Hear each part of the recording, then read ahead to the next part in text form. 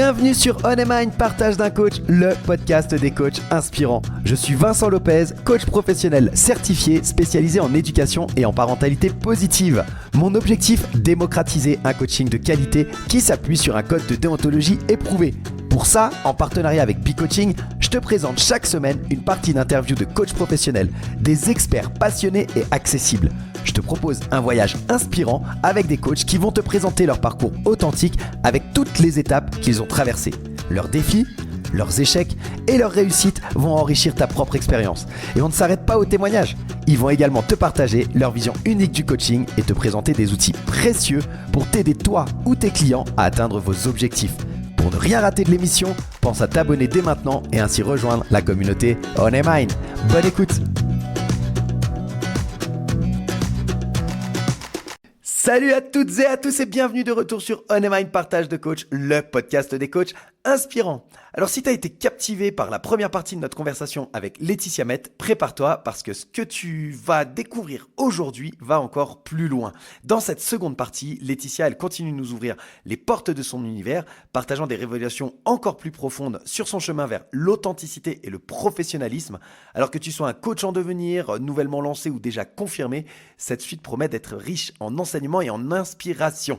C'est parti pour la suite de cette aventure passionnante et inspirante. Et moi, je te retrouve, comme d'habitude, à la fin de cet épisode pour la conclusion. Bonne écoute. Mais là, on est au moment où, en fait, tu découvres le coaching, tu sais à peu près ce que tu aimes, tu rencontres quelqu'un et un bon coach qui t'oriente, qui te pousse à aller faire tes recherches, toi, tu le fais. Qu'est-ce qui fait, à quel moment, euh, quel est le déclencheur, en fait, qui fait que tu te dis, c'est ça que je veux faire et je vais même aller me former? Parce que de l'étape, ça me plaît. Enfin, tu vois, moi, j'aime cuisiner et c'est pas pour ça que je me suis formé en cuisine. Ouais. On a tous des choses qui nous plaisent. Quel est le déclencheur qui fait que tu te dis, en fait, je vais rentrer dans un processus de certification? Alors, ce qui a fait ce qui a acté cette décision, ça a été l'école, le programme de l'école. Ok, Euh, je voulais une formation sérieuse, certifiante, voilà, qui m'accompagne jusqu'au bout, jusqu'à la professionnalisation. Et puisque j'avais déjà fait mes recherches, je savais que c'était un métier émergent qui était en cours on va dire, de légitimité sur la place publique parce que voilà, on est encore d'ailleurs, hein, je pense qu'il va falloir quelques années avant que l'image s'affirme et que la position du coaching en tout cas que l'implantation se fasse. Euh, j'a- je, j'aurais pas enclenché de formation si j'avais pas eu cette assurance de certification et de professionnalisation derrière. Pour moi, c'était le gage de sérieux. Bon, c'était où ça où je partais euh, sur un diplôme universitaire. ok. Donc, mais je voulais une reconnaissance qui me dise, OK, là, tu as toutes les cartes en main pour faire quelque chose de qualité, enfin, pour proposer un accompagnement de qualité. Et parce qu'on accompagne l'humain. Et quand on accompagne l'humain, on ne le fait pas comme on veut et on ne fait pas avec la poudre de perlimpinpin. Pour moi, il y a une sécurité quand même, toute une éthique et déontologie. Bon, bah ça, on se connaît sur ça, on sait qu'on adhère tous les deux à cette pratique-là. Mais voilà, j'avais pas envie de faire des bêtises parce que il y a ce côté tellement fin, tellement délicat quand on aborde l'humain qu'on ne peut pas faire les choses à la légère. Voilà. Et ça a été ce parcours. Je suis tombée sur le programme de l'ICI euh, et je me suis dit, voilà un parcours complet. Bon, je suis allée jusqu'au RNCP avec eux. Euh, je savais qu'on allait être accompagné. Bon, il y avait toute la base des connaissances sur les mécanismes, une initiation à la PNL, euh, comment lever les freins, les personnalités difficiles, parce que là, c'est pareil. On est dans un monde de diversité. Donc, même si on accompagne avec bienveillance, on peut tomber sur des caractères qu'on a du mal à cibler, qu'on a du mal à accompagner. Et voilà, je voulais être préparée en fait pour me dire, OK, comment on réagit par rapport à un caractère qui peut être inhabituel, qu'on n'a pas l'habitude de rencontrer, parce qu'on n'est pas à l'abri. Et je voulais toute la matière pour, pour être le plus professionnel possible, être en mesure de me positionner, de me dire, OK, je peux accompagner, là non, je ne peux pas accompagner. Donc cette formation, en tout cas le programme de formation, m'a suffisamment interpellée pour que je m'engage parce que voilà, c'était pour moi, il y avait un gage de sérieux et de reconnaissance derrière. Et, euh, et puis pour ma clientèle, je veux que mes clients me fassent confiance. Donc, besoin d'être professionnel pour ça. Ok, ouais, je comprends.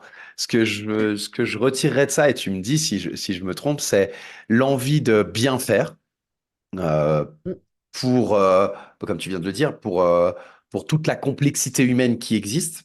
Et donc, de connaître un peu plus, de maîtriser son sujet pour pouvoir le faire de la bonne manière à tes yeux. Et aussi, eh bien, la nécessité entre guillemets, te prouver à toi-même que tu es compétente, en fait, te donner une sorte de légitimité aussi. Cette formation, elle te donne aussi ça en tant que coach et tu n'avais pas envie de simplement t'autoproclamer quelque chose que tu te sentais pas d'incarner sans cette formation. c'est ça, tout à fait. Je trouve que c'est super important parce qu'en fait, ça montre aussi et ça fait que ça arrondit aussi un petit peu le côté. Tout à l'heure, je parlais, il y a des charlatans, il y a des escrocs aussi hein, dans ce monde-là.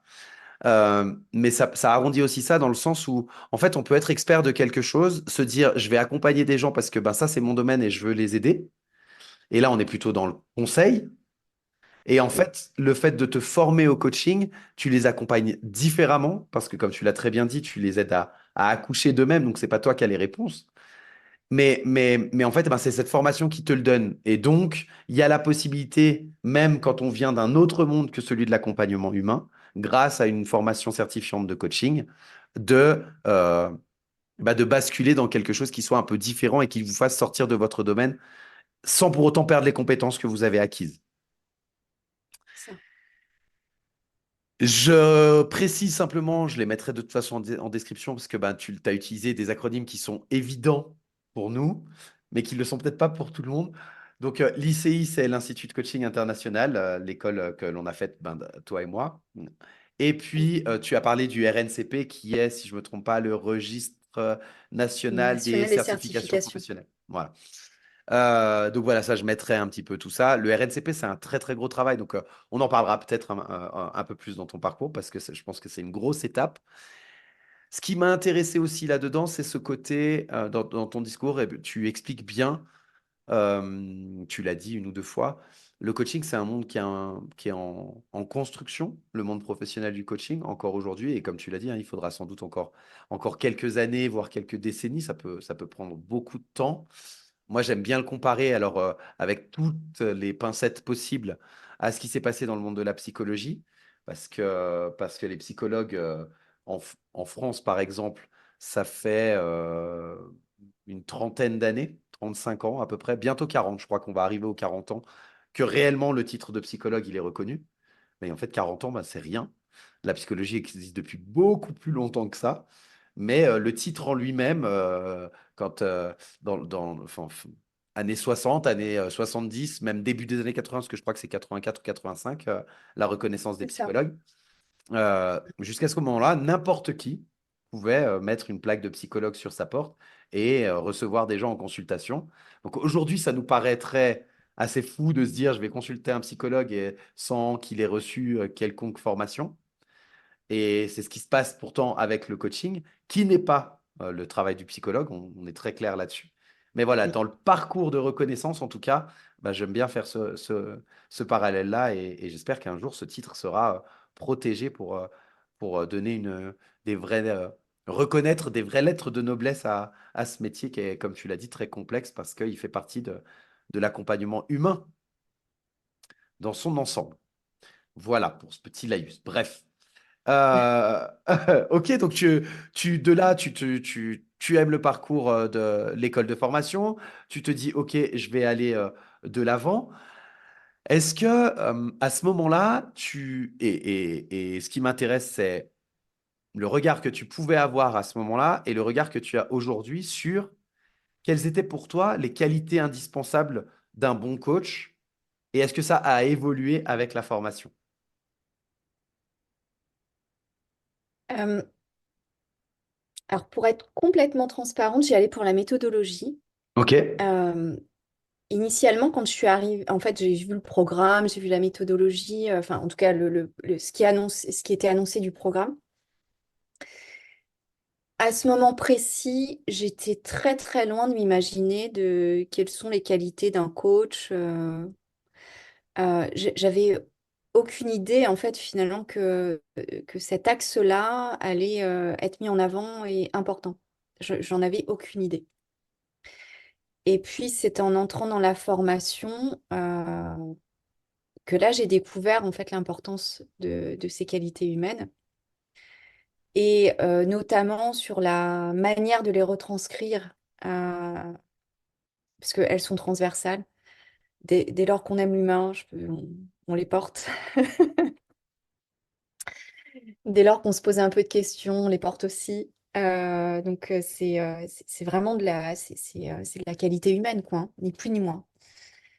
Maintenant, la manière de retranscrire ces qualités-là, ces compétences dans l'accompagnement de coaching, pour en tirer le meilleur profit, c'est ce que j'ai trouvé formidable. Euh, Parce que finalement, j'ai eu de la chance sur les qualités, pas de la chance, je sais pas si c'est de la chance.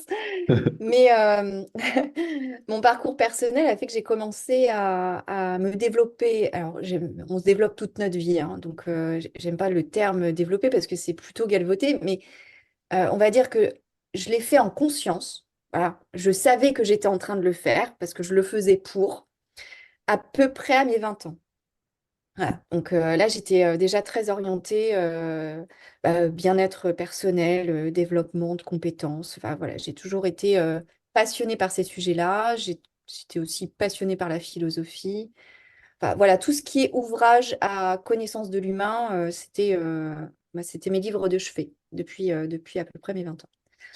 Et, euh, et finalement, j'ai pu déjà travailler en amont sans le savoir sur ce qui allait être euh, important pendant ma formation de coaching. Mais je ne le savais pas, hein. Mhm. J'en avais aucune idée, moi, finalement, hein.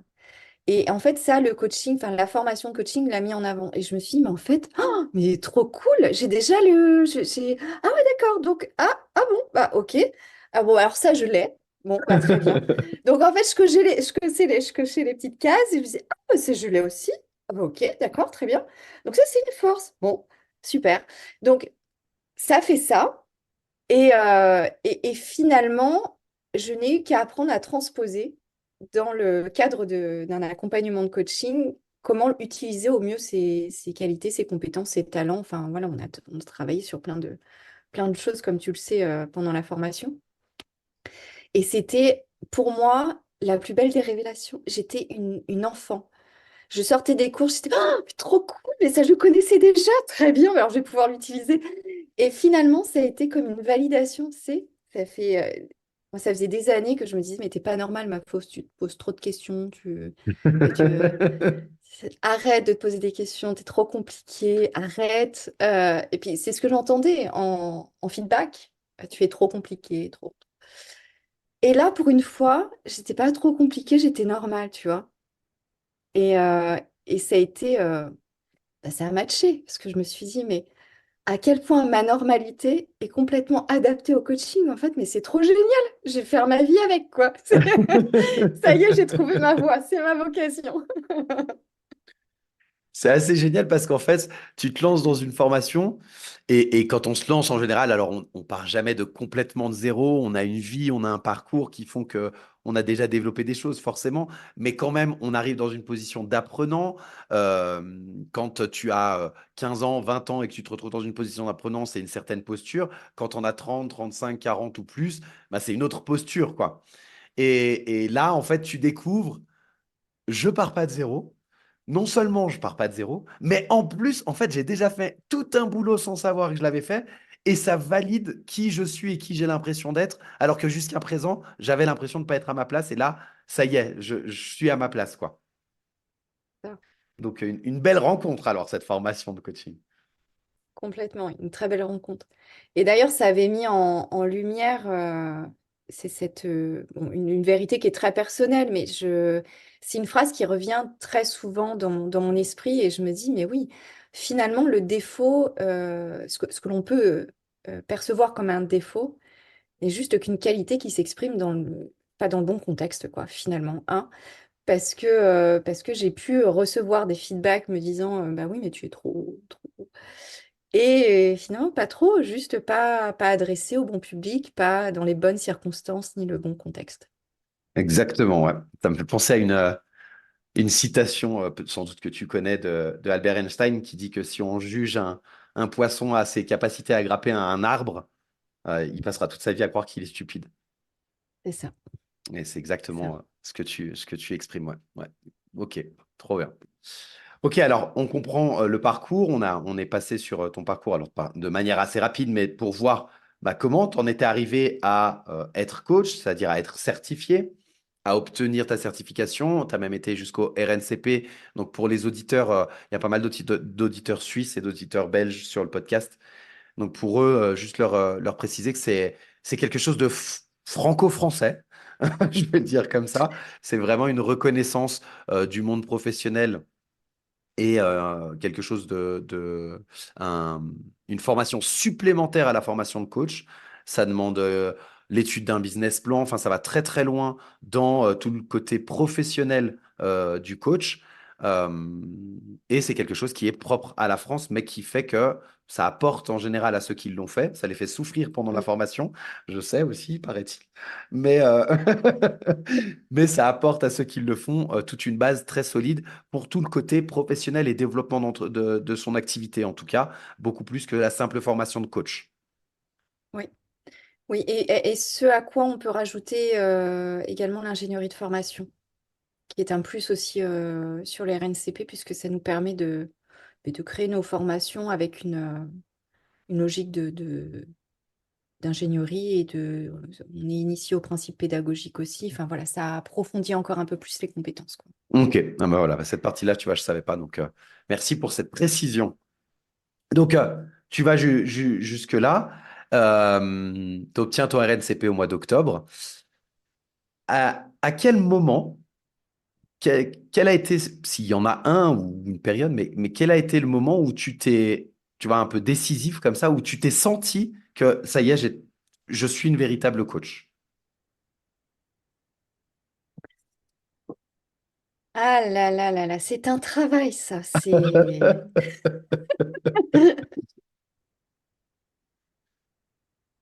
Allez, allez, elle est pas facile ta question. Merci. Euh,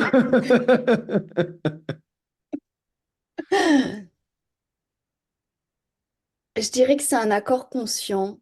euh, c'est un accord conscient avec soi-même de se dire maintenant je suis professionnelle du coaching. Parce que c'est avant tout un métier et je rejoins, c'est un discours que j'ai entendu et qui a fait beaucoup écho en moi. C'est Alain Cardon qui en parle quand il présente le coaching. Il dit avant tout, c'est quoi le coaching? Mais avant tout, c'est un métier parce qu'on en vit.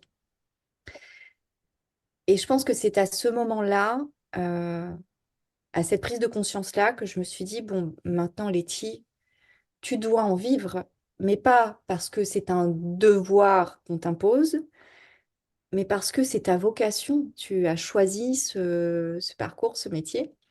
Tu es certifié.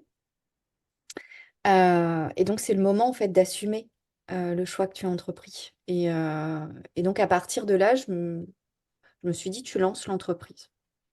Tu lances ton activité. Tu t'annonces comme coach professionnel. J'ai eu beaucoup de difficultés sur le niveau 2 de master coach professionnel de l'ICI. À repartir de la formation, j'étais rempli d'émotions, de joie, de satisfaction d'avoir ce niveau-là. Bon, après, je suis partie sur RNCP, ça m'a fait du mal. Euh, mais on va dire que ça continue un petit peu le... Ah, tu t'es cru... Bah attends, on va te montrer qu'il y a encore du boulot derrière. Euh, Ça a participé. Après, RNCP, ça participe au côté approche professionnalisante. C'est-à-dire que là, on y va, quoi. C'est du sérieux, on y va. Master coach, j'ai trouvé ça génial. La certification d'être reconnue par une école, de recevoir son diplôme, bon, c'est juste, c'est formidable. Mais il m'a fallu un certain temps quand même. À partir de là, c'était tout un processus de négociation interne pour accepter que j'étais professionnelle. Et la validation s'est faite. Ouais, après RNCP, en fait, j'ai arrêté de me laisser du choix. J'ai Ok. dit, bon, bah, maintenant, tu es professionnel. Mhm, C'est comme mhm. ça. Ok. Je vois deux étapes dans ce que tu dis et pour les coachs en devenir, tu vois, qui sont dans ce processus ou peut-être qui se questionnent, qui ont peut-être, qui viennent d'obtenir leur diplôme et qui se posent encore des questions. Moi, je vois deux processus dans ce que tu dis et puis il y a le deuxième qui est, il y a eu le RNCP, j'ai obtenu mon RNCP, on est plus sur un axe beaucoup plus professionnel. J'ai choisi de faire ça et maintenant, allez hop, je me mets un coup de pied aux fesses et je me laisse plus le choix. Ça, je vois ça comme la deuxième étape et celle qui t'a permis de te lancer, la fin de la rampe de lancement, je dirais. Mais je vois une première étape et c'est celle-ci que je voudrais juste préciser un peu plus, si tu veux. C'est j'ai dû négocier avec moi-même. Tu parles d'une négociation interne avec toi-même. Qu'est-ce qui t'a permis de le faire? Est-ce que tu as réussi à le faire seul? Est-ce que tu as été coaché, tu as été accompagné à l'extérieur? Est-ce que c'est un déclencheur, un événement? Comment cette négociation, elle s'est faite et elle t'a permis d'avancer? Alors, cette négociation s'est faite par le challenge. Je suis très axée dépassement de soi. Mhm. Je suis aussi très porteuse d'ambivalence interne. Mais je le sais, donc c'est déjà pas mal, tu vois, d'être en conscience avec ça. Et je connais du coup ces travers. Je sais que je peux passer un temps de réflexion énorme parce que je suis pas d'accord avec moi. Donc le fait de le savoir, déjà, ça m'a orientée sur le fait de me faire co-coacher. Euh, merci Be Coaching, on en reviendra, on reviendra dessus. Ça y est, le mot est apparu. Le terrain favorable à... Ah, mais c'est un incubateur qui est formidable. Enfin, rester dans la dynamique, de monter en crédibilité, monter en conscience de soi aussi, professionnelle, de donner du sérieux à notre démarche. Enfin, c'est cruellement ce qui nous manque à la sortie de l'école. Euh, il y a deux enjeux. Il y a l'enjeu entrepreneurial que je connais par mon métier, mais il y a l'enjeu de professionnalisation, de se prendre au sérieux dans la posture professionnelle. Et, euh, et à mon sens, en fait, ce qui a limité cette ambivalence, en tout cas ce qui m'a permis de me mettre d'accord avec moi-même, c'est de continuer à me challenger, c'est-à-dire, j'ai pas arrêté le coaching, j'ai continué de coacher gracieusement en co-coaching, enfin voilà, et j'ai continué de me faire coacher. Et ensuite, sur la phase RNCP, j'ai entamé le parcours de supervision qui a encore donné un gap, enfin, une profondeur Mhm. supérieure euh, à ma posture, puisque c'est essentiel. Enfin, à mon sens, je prône ce que disent les fédérations et les écoles.